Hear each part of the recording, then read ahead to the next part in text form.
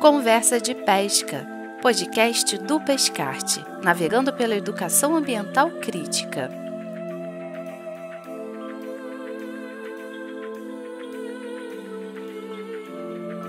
Primeiro, é um prazer estar com vocês nessa conversa. Oi, Naitê. Oi, Geraldo. Bom, eu sou Geraldo Timóteo, sou sociólogo, professor da Universidade Estadual do Norte Fluminense, Darcy Ribeiro, tenho a honra de trabalhar nessa instituição e mais honrado ainda em ter sido chamado para coordenar o projeto o Pescarte. É um prazer estar aqui com vocês, e espero trazermos um bom diálogo, travarmos aqui e estabelecermos um bom diálogo. Obrigado, Naitê. Oi, pessoal, meu nome é Naitê. Eu não sei muito bem, assim, eu me identifico como educadora ambiental. Eu fiz graduação em biologia na UF, mestrado em ciência ambiental na UF, e sou aluna de doutorado na Universidade Estadual do Norte Fluminense, Darcy Ribeiro. Tenho como coordenador o professor Geraldo Timóteo, que é uma honra, e também trabalho no projeto Pescarte, que tem sido revolucionário na minha vida. Tenho aprendido muito. Eu me chamo Priscila Castro, sou estudante de comunicação social, jornalismo e faço parte da equipe técnica do projeto Pescarte. Já estive também na pesquisa do projeto e pude perceber como a divulgação científica, a divulgação do saber científico é importante e influencia diretamente na vida de comunidades tradicionais. Bom, a proposta desse programa é que a gente construa uma audiosérie e consiga trazer especialistas da UENF, da UF e do Pescarte também, porque nós temos muitas produções sendo feitas aqui, para compreensão e para maior divulgação desses saberes. Não é, Geraldo? Esse é um ponto-chave do trabalho que o projeto pretende desenvolver, e é também um ponto-chave da universidade, porque nós produzimos muitas coisas interessantes dentro da UENF, e às vezes isto não é divulgado, não recebe a atenção devida, e aquele conhecimento que poderia ter um efeito importante na sociedade, trazendo uma inovação, trazendo uma nova forma de olhar velhos problemas, acaba se perdendo e ficando preso entre os muros da universidade. A intenção desse momento e de produzirmos momentos como esse é não só divulgar, mas dialogar sobre saberes que nossa sociedade tem, que às vezes são tão desprezados, porque o conhecimento não é só o conhecimento acadêmico, o conhecimento não é só aquilo que está registrado nos livros, Conhecimento é algo que te tira de um ponto A e te leva a um ponto B com consciência do que se está fazendo, Neste sentido, a pesquisa dentro do projeto tem buscado resgatar esses saberes, registrar estes conhecimentos, permitir que outras pessoas saibam da riqueza, da beleza, da historicidade dos comportamentos e das formas de ser e de agir, que temos na região, especificamente na pesca. Então, esse momento e esse encontro, eu espero que ele seja frutífero, no sentido de permitir que nós reconheçamos o espaço social que nós estamos atuando, que o projeto saiba agir junto com as pessoas, que são os sujeitos da ação educativa, que são as pessoas para quem o projeto foi construído e para o qual ele está sendo desenvolvido com este objetivo de permitir que a comunidade de pesca realmente seja reconhecida, que ela tenha reconhecimento social e que, atrás deste reconhecimento social, caminhe junto o cumprimento das suas necessidades, né? Que seja no plano, né, da cultura, no plano, né, da associação e da associação, né, política dos pescadores, e política que eu quero dizer no sentido da ação, não é uma política partidária, cada um tem o seu, mas uma capacidade de agir em prol da sua categoria, né? Alcançarmos isto é um desafio, mas que os pescadores e as pescadoras, né, já aceitaram este desafio e têm sido vitoriosos, enormemente vitoriosos, né? E, de novo, reforçando, espero que nós consigamos agir no sentido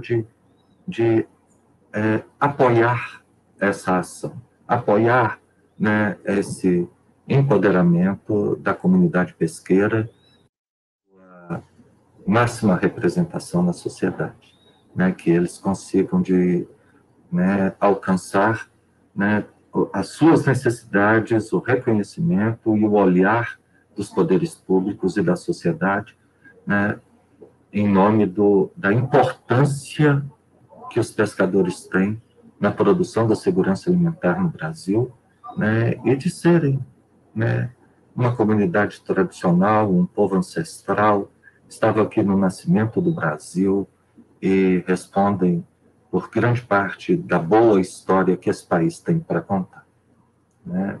É um prazer, novamente, espero, né, contribuir com vocês. E, Naitê, você foi técnica de campo do Projeto Pescarte, esteve participando ativamente da vida dessas comunidades tradicionais, da pesca artesanal. Conta pra gente como foi a sua experiência.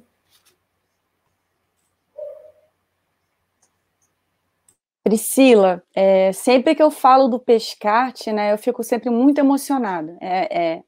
Desde 2014, né, são muitos anos, muita aprendizagem. Eu fiz, né, falar um pouquinho da minha história, né? Como é que eu cheguei no Pescarte, assim, que é um presente na minha vida. Eu comecei fazendo serviço social na UF, porque eu ficava muito revoltada com as desigualdades sociais. Só que eu amava estudar biologia também, ecologia, eu gostava.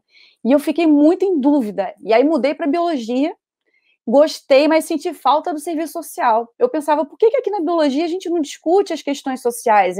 E eram feudos, assim, não tinha muito diálogo. Quando tinha greve, o campus onde eu ficava, que era matemática, biologia, apoiava os policiais batendo nos alunos de história, de letras, de psicologia. Então era muito triste ver aquelas tribos, né, aqueles grupos tão separados na mesma universidade. E eu fiquei me perguntando muito sobre o porquê disso, né? E aí eu encontrei um livro de educação ambiental no final da graduação que mudou o meu olhar para a vida, para a universidade, para tudo que eu estava fazendo, que foi Educação ou Adestramento Ambiental, da Paula Brugger. E foi naquele dia que eu peguei aquele livro, aquilo me transformou de tal forma que eu encontrei o que eu queria estudar. E aí eu fui no mestrado, eu fiz um mestrado interdisciplinar, e eu conheci interdisciplinaridade, comecei a entender as relações de desigualdade, como aquilo tudo fazia parte de uma mesma realidade, né? E fui trabalhar nos PEAs e no PEA Pescarte. O PEA Pescarte me abriu um mundo, assim, se é uma universidade, os professores são os pescadores e pescadoras, né? Ensinam muito para a gente sobre economia solidária, sobre como lutar e resistir no mundo capitalista que é tão cruel com as comunidades tradicionais. Então, a minha experiência no Pescarte é incrível, é única, e eu tenho muita gratidão, e eu sinto que eu tenho um dever de falar e escrever sobre isso. O que a gente vivenciou no censo, né, as pessoas passando dificuldade, com pouca comida em casa e dividindo com a gente, quantos nos chamaram para almoçar, né, quantos nos ofereceram o que tinham. E, então, assim, a gente como pesquisador, a gente como técnico, a gente tem que ter esse olhar horizontal que o Geraldo estava falando, né, meu querido orientador, que nos ensina tanto. O Geraldo, que é uma pessoa que tem uma vivência incrível, ele é muito respeitado pelas comunidades de pesca por vários motivos, né? mas acho que porque ele dá o protagonismo para as comunidades pesqueiras. Quando ele vai nas reuniões, ele ouve cada uma com muito respeito, e eu acho que falta isso para a gente tem que se olhar com mais respeito, ter uma escuta sensível, e a UENF tem um papel fundamental nessas transformações, porque a UENF busca, as pesquisas são muito ligadas aos territórios, são pesquisas vivas, não são pesquisas que estão isoladas, assim, da comunidade. Então, acho que a gente tem muito a contribuir, a gente deve muito às comunidades pesqueiras, a gente aprendeu e aprende muito com elas, e a gente vê transformação. É possível um mundo diferente desse que a gente está agora, né, com essa pandemia. A gente precisa, utopia é continuar vivendo da forma como a gente está vivendo. A realidade que a gente precisa é a da economia solidária, é a dos povos tradicionais. Eu acho que a UENF e o Pescarte contribuem para um mundo melhor nesse sentido, assim, com a sua pesquisa, com o seu trabalho, e eu fico muito feliz de fazer parte dessa história. Eu também me sinto muito honrada, Naitê. Aprendo todos os dias e quero continuar sempre aprendendo com vocês. Eu acho que agora a gente pode falar um pouco assim, dessa construção, do processo de construção coletiva do projeto Pescarte. Ele começa, professor Geraldo, sendo idealizado a partir de 2011? Ou 2011 e 2012. Então, em 2000, foi assim, uma pequena história, né? A Petrobras tinha um projeto que chamava Pólen, e esse projeto envolvia uma série de prefeituras e trabalhos associados, e meio que confundia, tinha um trabalho voluntário misturado com um trabalho profissional, e o IBAMA resolveu regular isso a partir de 2010, e o Pólen ficou descolado desse objetivo, desses novos objetivos, né, que o IBAMA havia traçado, né, para a educação ambiental pública na bacia de Campos, né, oriunda aí do petróleo e gás. E aí a Petrobras, querendo substituir o Pólen ou reavaliar o Pólen, convidou 5 instituições educacionais, né, de pesquisa, públicas e privadas, para participarem de um workshop cuja tarefa era ler dados que a Petrobras forneceu e apresentar um diagnóstico. Quem participou representando a UENF foi o professor Marcelo Gantos, e ele apresentou a melhor análise segundo os critérios estabelecidos pela Petrobras. Então, essa questão veio, essa demanda para dentro, né, da UENF para o CCH, o Centro de Ciências do Homem, para o Laboratório de Estudos do Espaço Antrópico, LEIA, né, e quando foi apresentado, eu fiz minha leitura, né, daqueles dados e identifiquei que a grande necessidade, o público, né, os sujeitos da ação mais vulneráveis e mais atingidos pela comunidade eram os pescadores. E o professor Marcelo pegou aqueles dados e leu e falou, olha, tem um déficit de informação aqui, as pessoas não sabem nada sobre royalties, as pessoas sabem muito pouco, né, de como é que esse dinheiro chega, como é que ele é gasto, então propôs vigilância sobre esse recurso e virou o projeto Territórios do Petróleo.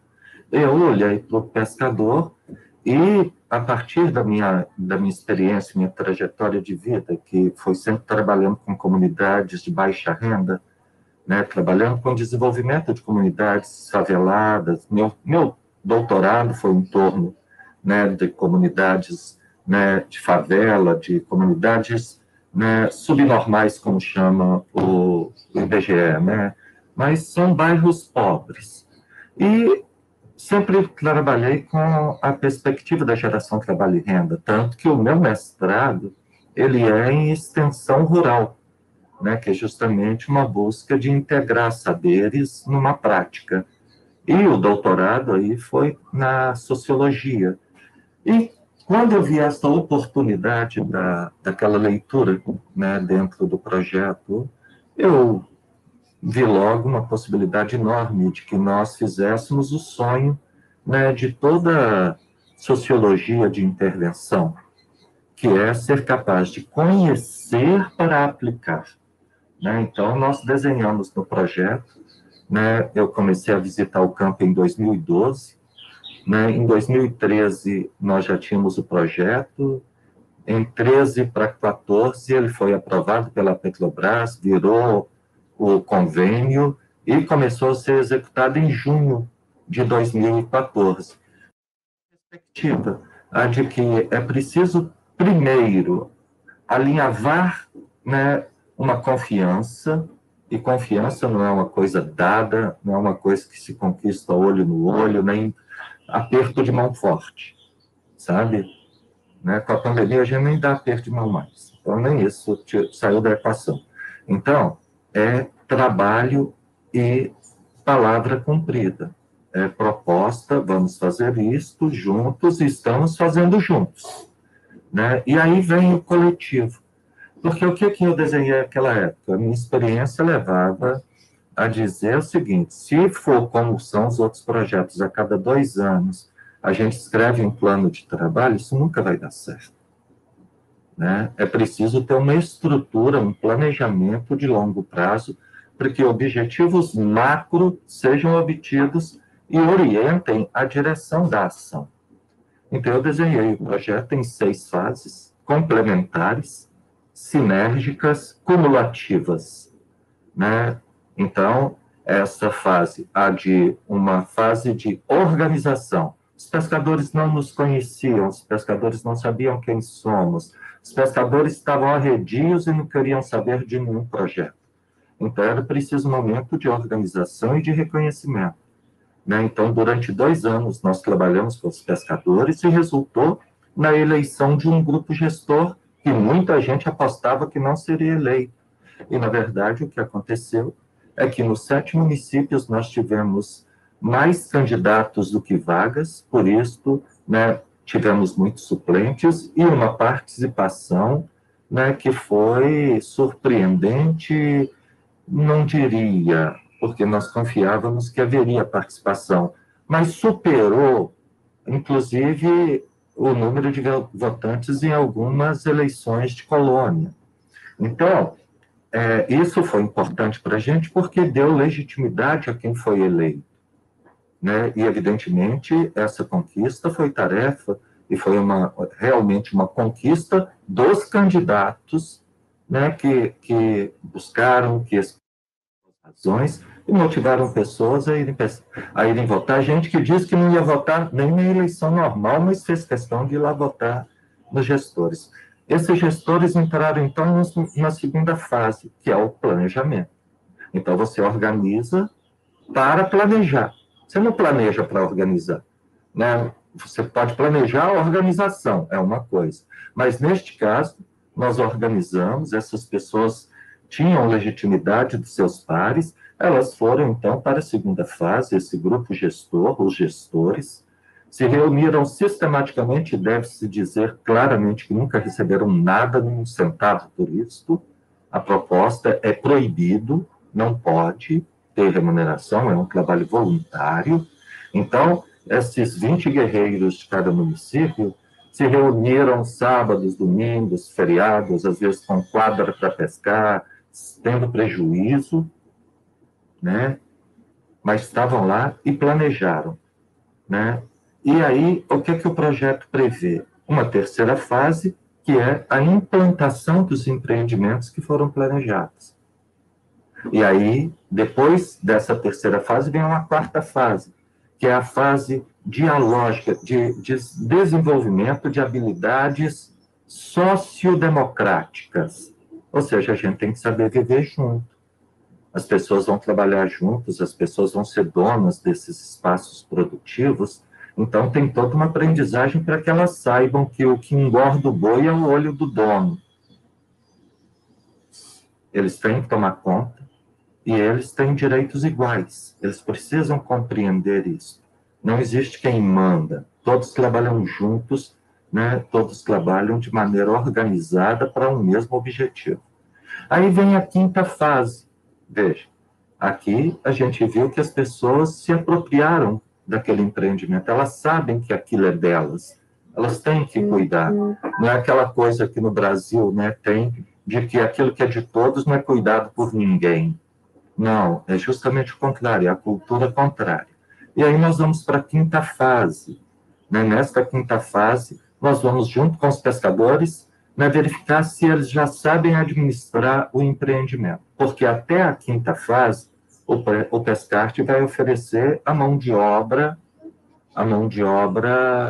especializada, administrador, vendedor, né? Para quê? Para que os pescadores tenham a oportunidade de aprender em serviço.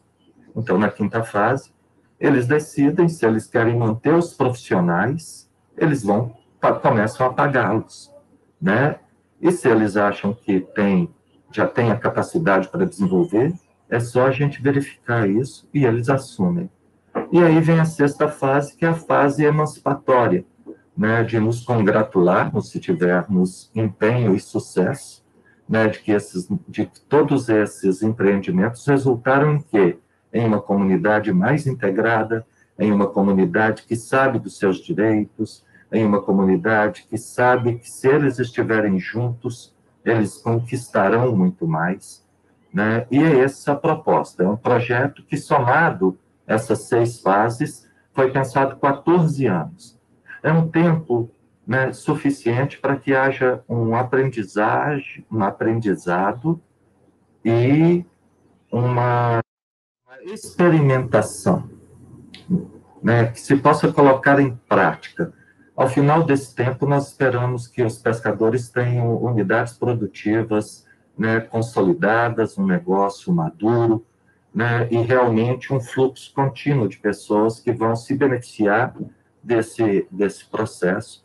E que, mais do que isso, né, que a gente aprenda a dar as mãos, que nós aprendamos, né, que nós temos que aprender. A história nos mostra que os grupos que têm sucesso, os grupos que conseguem atingir seus objetivos, são os grupos que vão se irmanando, sabe, que vão se reconhecendo. São grupos fortes que sustentam os projetos, e não o contrário, sabe? São pessoas que sustentam os projetos, né? E se nós não queremos, e nós estamos rezando muito para que isso não aconteça, né? Se nós soubermos evitar os elefantes brancos, se nós soubermos evitar as picuinhas, as pequenas coisas, né, que às vezes nos atrapalham tanto, em focarmos na direção da construção, né, de uma rede econômica e social e política de pescadores, cara, nossa, vai ser... Vocês surpreenderão o mundo, né? Porque é isto que falta. Confiança. Não a confiança cega, essa deixa em casa, fica lá, né? A confiança construída em parceria, a confiança que se constrói, né? É olho no olho, ombro a ombro, fazendo juntos. Se alcançarmos isso, e esse é todo o empenho do projeto, né? Fortalecer a organização social dos pescadores por meio de projetos de geração trabalho e renda. E eu quero reforçar uma coisa: o projeto de geração trabalho e renda é só a isca no anzol, é a nossa rede. Porque o que nós queremos como resultado é que vocês se vejam como companheiros, como pessoas que precisam e necessitam estar juntos para os desafios que o futuro lhes oferece. O Pescarte é uma oportunidade, né? E, como dizem, né, assim, bobo é aquele que deixa o cavalo passar arriado, né? O Pescarte é o cavalo arriado, né? Que, se bem montado, pode nos levar a grandes distâncias. Mas também, se a gente meter o pé, acaba levando coice. Ou seja, quero dizer, né, que ter um projeto assim não significa que ele esteja pronto. Não está. Ele está sendo construído com as pessoas que estão participando dele, né? E isso é importante, e quem ainda não conhece o Pescarte, venha conhecer. Quem já conhece alguém que participa, pergunte, né, o que ele acha, né, se ele se sente ouvido, se ele se sente respeitado, né, se ele tem espaço para que a sua pessoa, a sua opinião seja ouvida. Ela não precisa ser aceita, mas ela é ouvida com respeito e ela é considerada em tudo que nós fazemos. E isso eu acho que é como deve ser um projeto de educação, educado, né, e respeitoso, e capaz de ouvir, né, a todos, de modo que se evite erros. Erros todos cometem, é do ser humano cometer erros, mas espero que nós sejamos capazes de evitar os erros mortais, aqueles que tiram a credibilidade, aqueles que quebram confiança. Isso, graças a Deus, nós temos tido cuidado e a contribuição dos partícipes, sabe? Pessoas sinceras, pessoas que dizem aquilo que pensam, né, de maneira respeitosa, cuidada, né, e sempre dispostas a refletir, né, sobre o melhor caminho a ser perseguido. Né? E é isto que é o projeto Pescarte, e é a linha mestra que vai costurando as 6 fases do projeto, sabe? É esta percepção de respeito ao outro, de construção de gente que se respeita e que sabe ouvir, que sabe falar e que sabe escolher e sabe assumir responsabilidade. É essa costura, né? É uma costura. No final, nós vamos puxar, né? E nós teremos um belo desenho, uma boa roupa de vestir, né? Uma capa para nos proteger, né? Uma coisa que terá valido a pena trabalhar por ele, né? Nós temos a chance, a oportunidade, né? E estamos fazendo juntos, é o importante.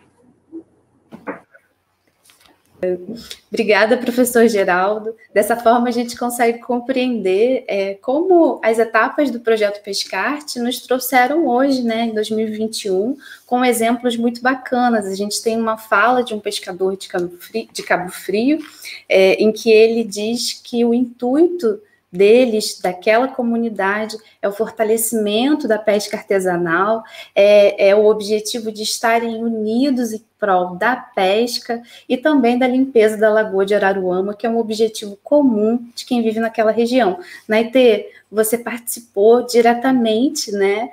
Você vivenciou o projeto Pescarte desde 2014, pelo Passarinho me contou aqui, eu vi algumas fotos também, e foram muitas etapas também, assim, eu vi que vocês propuseram um Cine Pescarte, e a partir disso, assim, vocês tiveram vocês estimularam os pescadores a compreender o seu espaço, a sua regionalidade, a sua tradição. Conta para a gente um pouquinho, assim, desde 2014 até agora, quais são as suas reflexões em relação ao empoderamento desse protagonismo que o professor Geraldo tão bem descreveu para a gente. Nossa, Priscila, que é muito especial ouvir o Geraldo falando tudo isso, né? Me vieram várias memórias muito boas e especiais da desde 2014 até hoje. E quando eu falo da Praia do Siqueira, que também é a comunidade que eu tenho me dedicado a estudar com o Geraldo, né? O que aconteceu com essa comunidade, que não era escutada, não era ouvida, não consta estatística pesqueira sobre essa comunidade. Se não tem estatística pesqueira, não tem pescado, não tem pescador, que nunca foi chamada para discutir o ordenamento da lagoa, que é o seu território de conhecimento, que é onde eles tiram o alimento, né, para a casa deles, para a família deles. E todo dia, eu tenho um caderno que está aqui comigo, caderno de visita na sede de Cabo Frio, deve ter mais de 3.000 assinaturas, muito mais.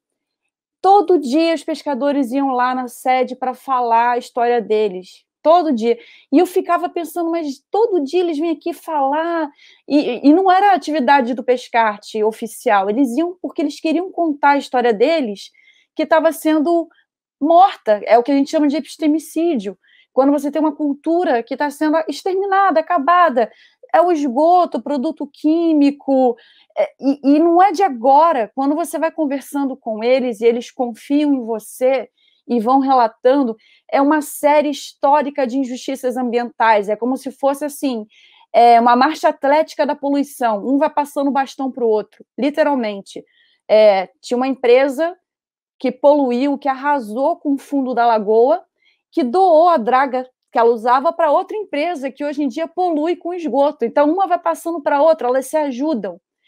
E eles não eram ouvidos, ninguém ouvia aquela comunidade. Eu ouvia falar que acabou o camarão na lagoa, que esses pescadores, só tem um pouquinho, vai acabar.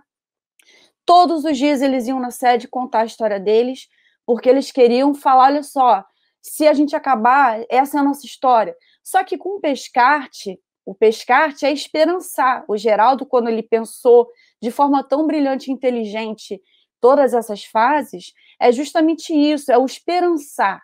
Realmente não é um cenário confortável, é perturbador você ver um território como esse. Eu vivi em Araruama na minha adolescência, então eu vi a lagoa como ela era antes, e eu vi também a fase em que ela quase foi morta, né, e os pescadores juntos. Realmente é muito triste, mas o que a gente faz com essa condição problemática, né? E a educação ambiental crítica é isso, é desvelar quem são os atores, quem está envolvido com esse conflito, e o que a gente pode fazer, que espaço a gente pode ocupar. É notório, assim, já existiam resistências e lutas dessa comunidade para elas estarem ali. E eles vão contando, a gente vai ouvindo e vai vendo quanto que eles já penaram para continuarem resistindo naquele território. Mas com a chegada do Pescarte, é notório assim, a forma como o posicionamento, a autoestima, né, a reivindicação, ela se torna muito mais organizada. Né, aquele coletivo começa a participar mais dos espaços, a questionar. E eu estava fazendo essa análise recentemente, foram 3 anos em que eu participei da abertura do defeso da Lagoa de Araruama. Um defeso que proíbe a pesca justamente na safra do camarão que alimenta aquela comunidade. Você proíbe o pescador de pegar o alimento dele e não tem o seguro defeso, ele não recebe o dinheiro para poder ficar em casa. Então, o que faz? Como é que você come? Como é que você vive? E essa medida, ela é equivocada, né? Ou seja, eles impuseram um ordenamento alienígena que não tem nenhuma concretude com a realidade e que essa comunidade ela tem sofrido muito. E eu fui nos 3 anos de abertura de defesa da Lagoa, 2017, 2018 e 2019. 2017, não tinha um pescador na reunião, era só prefeito e polícia. 2018, os pescadores da Praia de Siqueira estavam lá e fizeram perguntas, questionaram, e o prefeito da cidade comentou, temos que prestar atenção nesse calendário, porque os pescadores estão reclamando. Em 2019, que foi a última reunião, antes da pandemia, tinham faixas, não ao defeso, tinha banner da colônia apoiando aquilo ali, e acabou a reunião porque os pescadores reivindicaram o direito, falaram que estava errado, pegaram o microfone, se pronunciaram. Então, assim, a gente vai percebendo como o grupo começa a entender o seu valor e não aceitar mais esse tipo de comportamento por parte do Estado e por parte das empresas. Então, eu acho que é isso, assim, a educação ambiental crítica, ela é muito importante. Ela é muito importante para a gente poder pensar um mundo diferente. A gente tem que ouvir essas comunidades, a ecologia de saberes que o Geraldo faz, é ouvir os territórios e, assim, é urgente, a gente precisa fazer isso quanto antes. E o Projeto Pescarte é revolucionário. Eu amo o Projeto Pescarte, assim, vivendo essa pandemia, eu só consigo enxergar o Projeto Pescarte como micro-resistência nesse mundão. A gente vai fazer acontecer e vai mostrar que é muito melhor viver em cooperação do que viver esse mundo destruindo, de ganância, de ambição, em que poucos, 1% da humanidade tem 50% do dinheiro no mundo e tantos outros estão aí passando necessidade, passando fome. Esse não é o mundo que eu quero viver, que minha filha viva. Eu quero viver esse mundo que a gente está aqui, né, fazendo e que a gente vai conseguir. Eu tenho certeza que a gente vai conseguir implementar os projetos de geração de trabalho e renda, eu já visualizo isso, e é na concretude, é na inteligência, esse projeto é inteligente. E os pescadores querem, Pri, eles querem. A gente fez um curso de beneficiamento de pescado, o grupo conseguiu pescado, eles conseguiram material, o Pescarte fez, a gente conseguiu juntar FIPERJ, a gente fez acontecer, e os adultos explicando para os adolescentes como é que filetava, as mães explicando para os filhos, um mostrando para o outro. Só precisa de oportunidade, de organização e da educação que a gente tem aqui no Pescarte, que é isso, isso não é dado, a gente vai conquistando, né? Eu acho que é isso que o Geraldo traz, pensando nessas fases, assim, é muito inteligente, o Pescarte é inteligente. Essa interdisciplinaridade que eu aprendi aqui no Pescarte, ela promove, né, essa junção de saberes. Agora nós estamos encaminhando para o final, o nosso tempo já está passando um pouquinho, e eu queria que vocês fizessem as considerações finais, também convidando os nossos ouvintes para os próximos episódios dessa websérie. Olha, foi um prazer imenso estar aqui com vocês, ter a companhia de vocês duas. Temos mais o Paulo André, que está aí na operação. Tem uma equipe por trás, né, desse podcast, que eu agradeço muito o empenho. É uma busca, né, legítima, uma busca fraterna de produzirmos compreensões, sabe? Vocês vão encontrar aqui vários colegas, vários membros, né, da nossa equipe, de outras pessoas, de outros PEAs que nós também vamos convidar para vir, para falar com vocês, sabe, para conversarmos e podermos nos instruir mais, sabe? Eu acho que esse é sempre o objetivo de um encontro, né, pedagógico, de um encontro educativo, nos educarmos, né? E educamos quando falamos, quando ouvimos, quando vemos, quando percebemos algo, né, que nos ajuda a refletir sobre o que já sabemos, né? E como diz aquele ditado, né, conhecimento não ocupa espaço. E se nós pudermos contribuir com isso de uma maneira agradável para vocês, nós gostaríamos, é nossa intenção. Por isso convidamos vocês a buscarem os outros podcasts, as outras participações que teremos aqui. São assuntos sempre interessantes, que dizem respeito a coisas que estão no cotidiano de vocês. Muito obrigado. Obrigado, Priscila. Obrigado, Neite.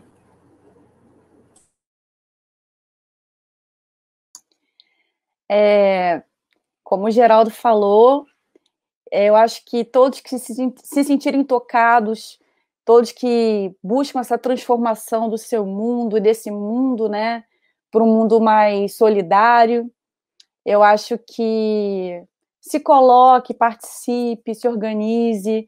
Se quiser conhecer mais sobre o Pescarte, tem nas redes sociais, tem no YouTube, tem no Instagram, tem no Facebook, tem muitos artigos publicados, enfim, tem bastante material, vocês podem entrar em contato também. Quem Temos quiser pesquisar... 4 livros publicados.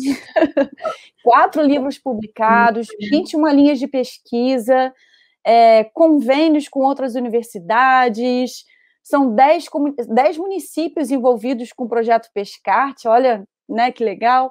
Então, como diz o Geraldo, nosso objetivo aí, daqui a pouco, a América Latina, a gente vai expandir a luta, resistência, e todos que se sentirem tocados, eu acho que aqui estamos de braços abertos, os pescadores e pescadoras também, para a gente fazer alianças, articulações para esse mundo que a gente quer viver, que é um mundo sem pandemia, um mundo com mais justiça social, cognitiva, que todos tenham uma vida digna, boa, feliz. Eu acho que esse é o nosso objetivo aqui, né?